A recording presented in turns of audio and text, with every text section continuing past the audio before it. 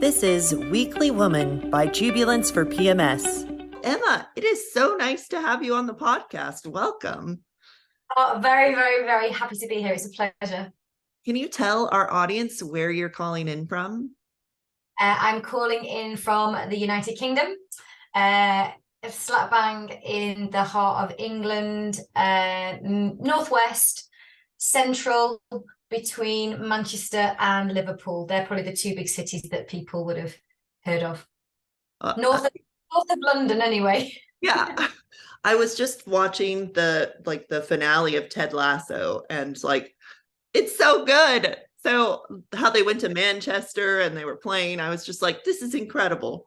Well, we have just finished watching Ted Lasso as well, because it was just gorgeous. But for the same reasons, we're like, oh my God, and they're from there and they're coming here, and it was a great program. It was very fun. My sister lives in London, actually, and so I was just there, and we went and visited Richmond because we were like, we want to see the pub, and it's all there. I thought it was so cool. I used to work in Richmond many years ago. It's a beautiful part Gorgeous. of England's why it's, really people want to live there, because you can get into London so easily. But yeah, it was nice to see. Yeah. Yeah, I was just like, AFC Richmond. It was fun. Yeah. Now, what is your area of the UK known for, where you're living?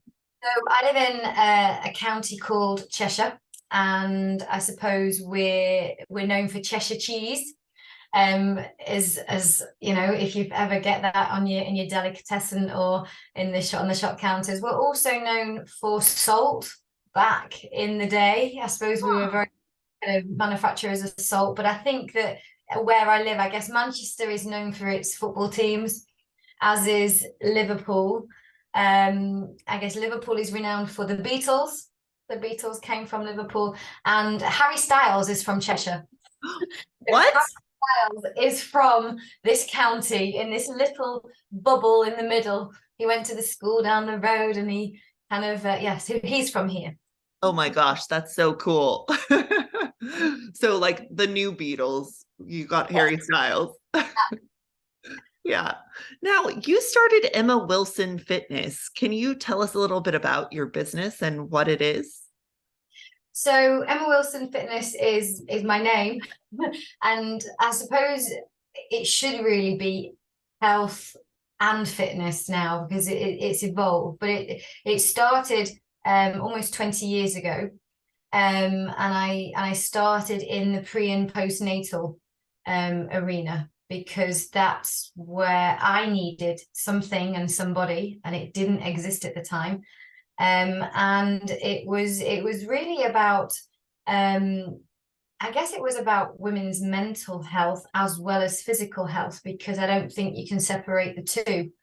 And to me they come hand in hand. So I started in its crudest form, a fitness business for pre and postnatal mums, allowing them to do what they want to do, but bring their baby along, because that's the hardest part about being a mom. It's the childcare. And actually what I found is that everything revolved around the baby. Everything I was doing was for the baby. There was nothing in it for me other than, coffee and cake. And I think that what exercise gives people is a connection, probably more with like-minded people, as opposed to when you're just going to a baby group with other people. You've pretty much only got your baby in common.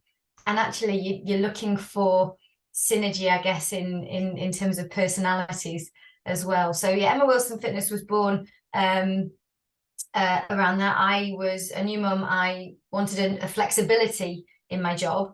So I wanted to come away from the IT industry, where I was working for someone else, really long hours, working away from home.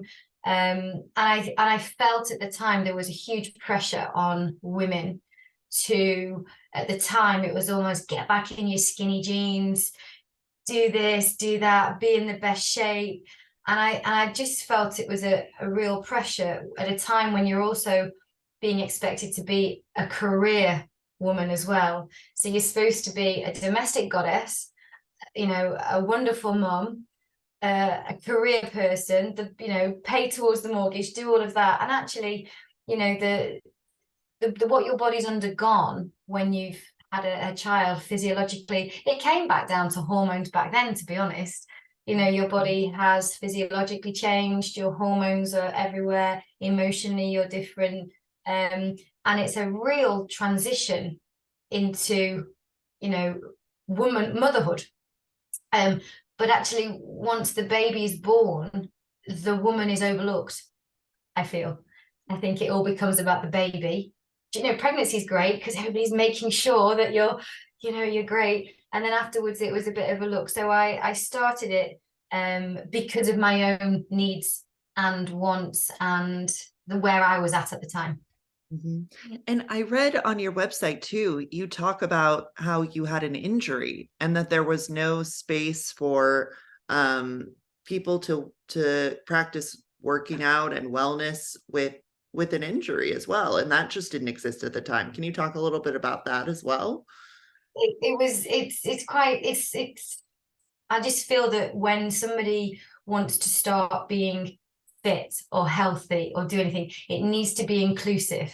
And most people kind of automatically go, oh, I'm not fit enough to get fit. I'm not fit enough to go. I don't look right. I don't want to wear lycra. I don't want to do X, Y, Z. So yeah, I had a back injury that I'd inherited or got through playing hockey, Oh. which I absolutely loved. So I didn't injure myself playing hockey. I was playing at a high level, but I injured my ankle. And during that kind of 4 to 6 months where I couldn't play hockey, my back, I guess I wasn't using my body and my back. My parents have a history of back problems, so I kind of expected it, but it kind of stopped me in my tracks. And I guess being debilitated like that, I found myself in a really low place emotionally. I was resentful, I was bitter, I was angry. I felt like I'd been robbed of something that you love. And actually, I also, I've always liked sport, but I've also always loved food. So when you're young and active, it really doesn't matter. But all of a sudden, I was inactive. I had an inactive job as well. It involved a lot of sitting in cars, but my appetite hadn't changed. So I was eating, but also my appetite was also, I was eating my feelings as well. So I spent a good 4 or 5 years piling on weight, being a bit miserable, being a lot miserable. I didn't realize it at the time, but I was unhappily married. I thought it was all to do with the back and everything else, but actually everything, your choices are different when you're not in a good place. And so actually everything gets a bit clouded. So when I kind of wanted to, or when I had my child, when I had Poppy, I kind of thought, I don't want to be that kind of mum. I don't want to be that Emma, because I'm not that Emma. I am not the debilitated, overweight, sad. That's not who I was. It was a blip. And I thought, I know I want to run at sports day because I'm really competitive at sports day. I want to, climb in the ball pits and go up on the slide and not say, oh, mummy can't do that, or so and so. I wanted to be who I wanted to be, and I guess I thought I'd lost myself in a very, what's now a quite small part of my life in the great scheme of things. But those 4 or 5 years at the time were just, I don't really recognize myself. Really don't recognize that person. So yeah, when I had Poppy, I thought, right, okay, now is my time to change, and my now time is to, how can I get into exercise? And when I started looking around, there wasn't anything. So I was 5 stone heavier than I am now. I couldn't really walk that far or fast. Certainly I was hurting. So the thought of somebody telling me to get up and down off the floor, that wasn't going to happen. I certainly didn't want to put on lycra and go to the gym, and I felt embarrassed. I was embarrassed and fearful as well, because if you're injured and you're doing okay, you're really scared of breaking because you've got a job to do. And the last thing I could afford to do was not be able to look after your child. So I saw that a class called Buggy Fit. I guess buggy over here means stroller. So Oh, you, okay. yeah, you would have stroller. Yeah. So I found this company that actually had only been going about 18 months. It was all very new. The whole postnatal exercise thing was like really new. And funnily enough, they were based in Oxfordshire. Oh, So not wow. a million miles from Richmond, but it was just that one class and it was down in London. Um, Wow. so I contacted her. Her name was Emma too, and she was just in the process of trying to franchise Buggy Fit. And so I went, right, that's what I'm going to do. So I retrained and brought Buggy Fit to Cheshire.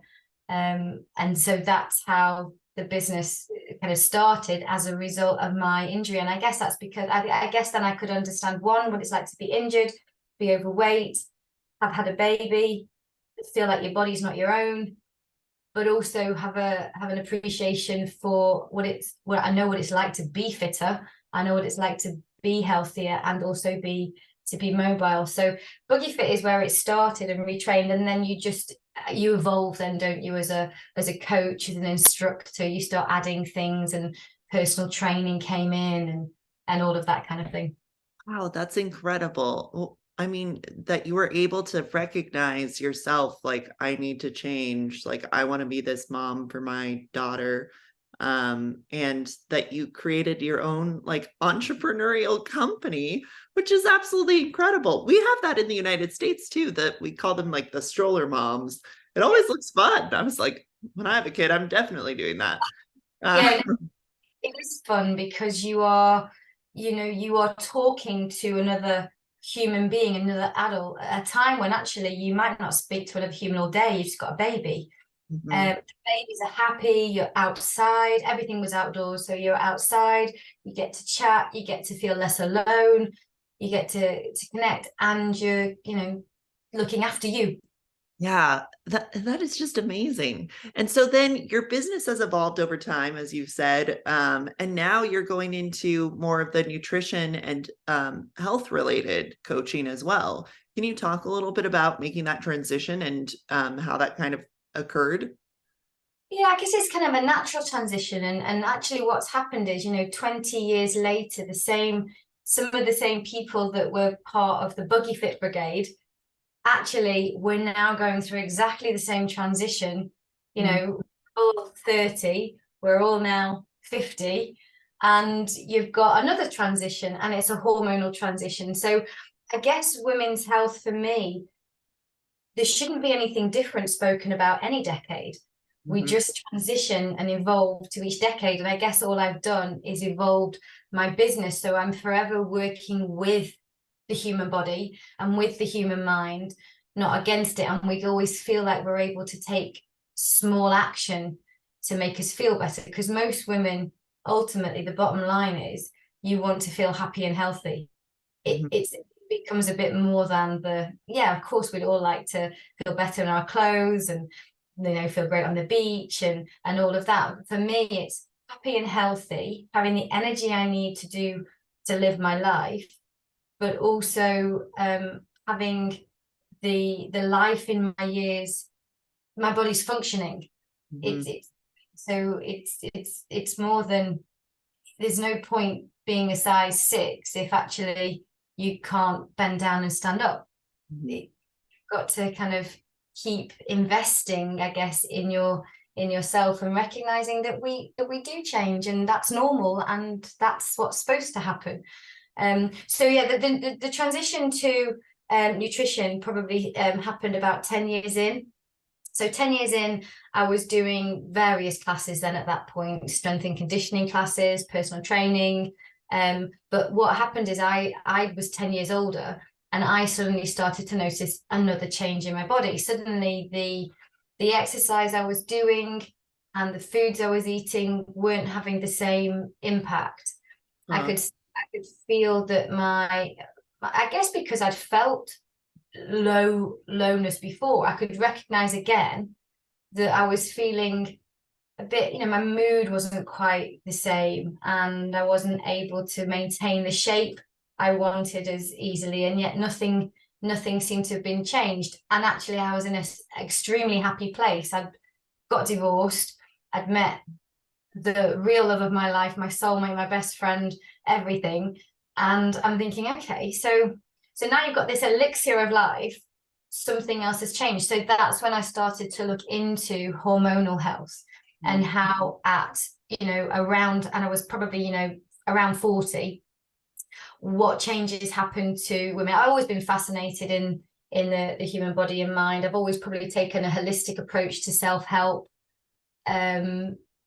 Whether it's probably because that's how I fixed my back. They operate on it. I didn't want them to operate on it because they couldn't guarantee it. So I took matters into my own hands, and nobody's ever touched me. And yet I don't have any problems. So, Wow. So I guess taking action is probably something I've always done. So I was kind of looking into where women's hormones kind of go with when it comes to nutrition, because I just wanted to still be able to eat and drink whatever I wanted. And I didn't want to have to kind of start beasting myself, but I thought maybe there's a different type of exercise that suits a female body different as it starts to change. And so then I created, I would never ask anyone to do anything that I wasn't prepared to do myself. And I am a big believer in there isn't a magic pill, there isn't a magic wand. I wish there was, but there isn't. And so I kind of did this work on myself, and my clients were starting to say to me, what have you been doing? What you lost loads of weight? And I'm like, I haven't lost any weight. I don't like the scales anyway, but I hadn't. But I had altered my shape. I had altered my body composition. I was probably looking better, but I was feeling better. And so I thought, maybe actually people would like to know more about this. Maybe I shouldn't keep this to myself. Yeah. So I created a program called My Time for Change, which is now my online nutrition, well-being, health, fitness. It's women's health ultimately, but at the bottom of every email I get or every conversation with a woman is, I want to be fitter, I want to be slimmer. And actually, when you get down to it, it's way more than that. But that's where everybody thinks they ought to start, because that's what you feel and see. Yeah, that's the thing that we see in all the magazines or online. But feeling better is the goal. It is, and I think that we are we are not broken, and we don't need to be fixed. And it's really important to kind of acknowledge that we can't control our hormones. There's stuff in our life we can't control either, but we are responsible for them. And we are responsible for those hormones, and kind of understanding more about it, and arming ourselves with a toolkit that allows us to make choices based on fact and not what the internet is telling us, so that then we can flourish. And it's about thriving rather than perhaps spending 10 to 15 years post 40, which a lot of women do, just surviving. And the more I hear about it, they have such a horrid time, a miserable time, and ultimately there's a lack of education, a lack of knowledge, but also it's they feel alone, and it has been taboo. And I think the fact that we can open up, and you can then surround yourself with feeling less alone, and knowing that, oh, thank God for that, it's normal. And actually there are some real simple, easy things that we can do for ourselves with nutrition, with lifestyle, and with movement, that isn't about diets and gym. And we haven't actually voiced what this is yet. So like, it is taboo. So we're not even saying the word, but perimenopause. And so you're helping these women after 40 with this transition to just like the new chapter of their lives. And It's so, this, yeah, second chapter where Mhm. we spend 50% of our lives. And we're very keen to talk about puberty, and we Mhm. make sure our children know all about that. And on the curriculum in the UK now, menopause is there. Really, Um, that's incredible. it's Wow. a massive change. Um, and so it's starting to seep through, and it's certainly in the workplace more readily Mhm. here. In fact, I with a colleague, she is still a client, and I'll go on to that later on. But we do menopause matters chats. Hmm. So we do events where it's an informal chat. It can either be something you come to us for, and it's anybody, or workforces, workplaces are bringing us into their companies to talk to men and women Mhm. about the menopause. And so, yeah, it's opening lines of communication at work, which is incredible. That's amazing. And so, can you tell our audience just a couple of tips, maybe, of like what should they be doing with going through this transition from menstruation to perimenopause to menopause? Is there something that they should be doing? Well, anything, I like to just call it premenopause and menopausal years, because I Mm. think that anything before the menopause is premenopause, and peri just means pre, and that can happen. There's no age that it starts, and there's no real age that it finishes. In the UK, they reckon it's 52, but it can be any age. But yeah, any time leading up to the point where you don't have a period for 12 months, you absolutely have nothing. There's no spotting, there's nothing, which is tricky if you're on a contraceptive, or Mhm. you're already on some form of hormone replacement therapy, because maybe you've never had a period for years, you don't know. But if you have normal bleeds, normal periods, not none of that, at the point you've not had a period, then you're in your menopausal years. And actually, there shouldn't be any difference how we live our life post menopause, because post menopause could be another 40 years. It shouldn't be any different than the way we lived it before. The fact of the matter is that we did, because of hormone levels. Mhm. Our ability to estrogen's role within our body means that we can handle insulin better when we're younger, and we can handle therefore carbohydrates better when we're younger. But it's insulin really that's the key to all of this. And as we all know, insulin is hormonal. It's from the pancreas, and it's released every time we eat anything, whether it's a bit of spinach or a donut, to mop up blood sugars. And so what happens as estrogen diminishes, our ability to handle lots of sugar diminishes. So that's why you can't handle maybe alcohol the same, because ultimately alcohol's a sugar. It's why maybe you're not burning your foods the same way, and therefore you're storing it in this midsection.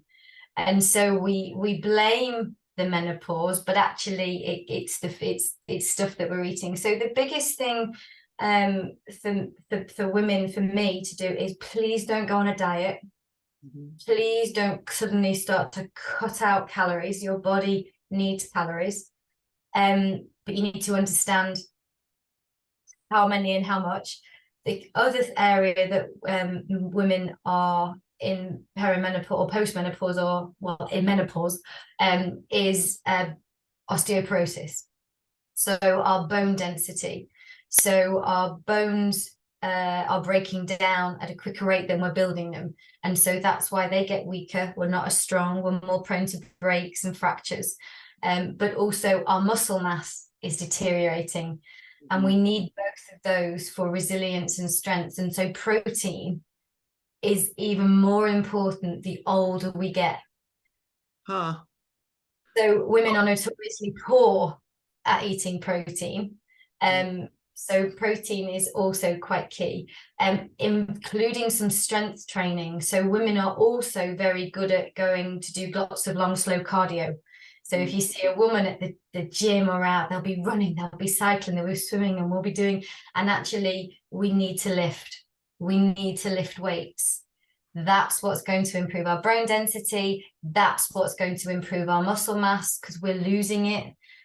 So muscle mass is what will then give you your shape and fills out the skin, because we don't just want to be a skinnier version of ourselves. We still want a shape. But also muscles are living and they help us burn energy, calories. So therefore your way your metabolism will work will be better the more muscle mass you have on your frame, and protein is key for that cellular growth and repair.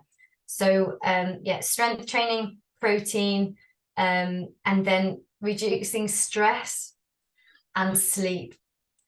They're the key. Stress and sleep are probably the golden nuggets. They're easier said than done, but I guess that's where my role as a coach and the support on my online programs comes in terms of having more hints and tips. And then the other thing that women often do is cut out fat and cut out carbohydrates and go, oh my God, they're the devil. They're not. We need carbohydrates and we need fats. But it's making sure we're getting those essential good fats.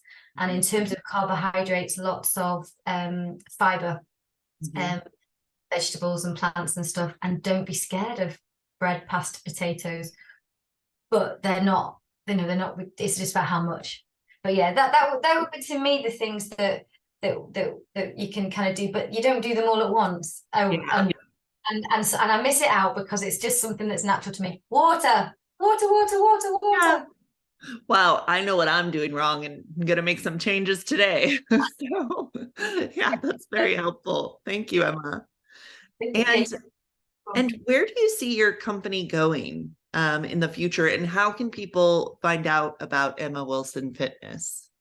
Well, where do I see my company going? I just have a passion to share what I know, because I assume that everybody knows what I know, and then actually you realize they don't. So I guess it's a passion to share knowledge and educate. I'd love to be a household name. I'd love to be a name that people recognize. I don't necessarily want the fame and the notoriety and all of that. I just want to be that person that goes, oh, I want to talk about menopause. I want to be strong. I want to feel healthy. I want to grow old as young as possible, which is what my mantra is to grow old. You can't change how old you are, but you can change how old your body thinks it is.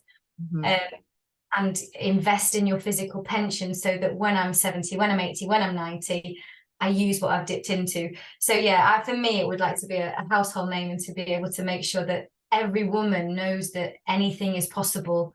Then you can always improve and make some subtle changes without feeling that you're not, well, actually, you're enhancing and enriching the life that you already love, and you're adding to it rather than taking away. Amazing. And how can people find out about Emma Wilson Fitness? Where can they search you? So the good thing is with the lockdown and with good old COVID, I took my fitness business online. So all my fitness classes are now accessible from anywhere. And emmawilsonfitness.com is my website. Emma Wilson Fitness is my Facebook handle, and Emma Wilson Fitness 1 is my Instagram handle. My online women's health and nutrition program for women over 40 was always online. You can still find that by just getting in contact with me. There's not that much on my website. It needs to be updated with that specific area, just because that's the hardest part about being an entrepreneur. I've got to do the IT and the marketing and you're doing everything. Yeah, Put your hand in all of it. Yeah, I would do that. But yeah, the online My Time for Change, just get in contact via the Emma Wilson Fitness handle, and then you can ask me any questions. Perfect. And one thing that we always ask to kind of close out the interview is, what is your definition of womanhood? I love this question because I just think I'm not saying I'm right, but my own definition, because it makes me feel warm, and my heart almost swells when I think of womanhood. For me, it's about connection with like-minded souls. For me, it's about sharing my core values with somebody else who has those same core values. Womanhood is about being around those that lift you up, and that those that don't criticize or judge, and are genuinely want you to succeed or whatever it is that you're doing. And that you create a tribe where you're allowed to be vulnerable, but you're allowed to be honest, but you're breeding strength and resilience, so that you're kind of all boosting and bolstering each other along. You're not keeping it to yourself going, I know this. Mm-hmm. Giving everybody a chance to have a zest for life, to feel part of something.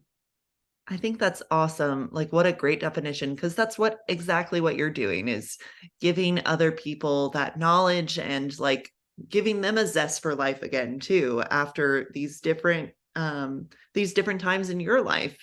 So I think that's absolutely incredible, Emma. Is there anything else you'd like to add to our listeners today? No, I think one of the questions that I think you asked just before we started was about, you know, what you should be doing during your period. And I think it's important. In fact, I did this vlog, I did an educational piece the other day to one of my groups. I think it's quite frightening, and I frighten myself sometimes, that we all talk about periods, and then if somebody asks me to explain it, I kind of go, oh yeah, what is it? And we just go period and PMS. But it's important to remember that there are 4 different phases of our period, and the days between ovulation and having your period, so anywhere between day 14 and 28 for an average woman, the estrogen and progesterone will be on the decline, and that's when we feel lower in energy, a bit sluggish. Our basal metabolic rate can increase, which is why we sometimes feel hungrier and we have cravings. It's about listening to your body at that time, perhaps not looking to do any personal bests or going to do the stressful, intense exercise, to do exercise that keeps the heart rate lower.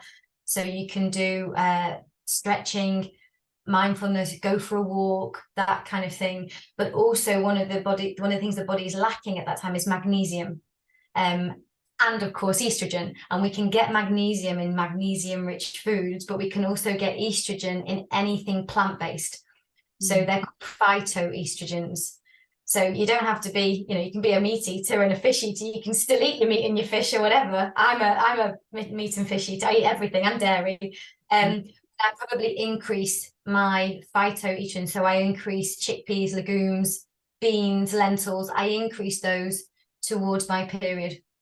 Oh, that's so helpful. Thank you so much, Emma. Yeah, I think that will be great for our listeners to hear. What can they be doing right now? And then in the transition later too, for into perimenopause, which some of our audience is transitioning now.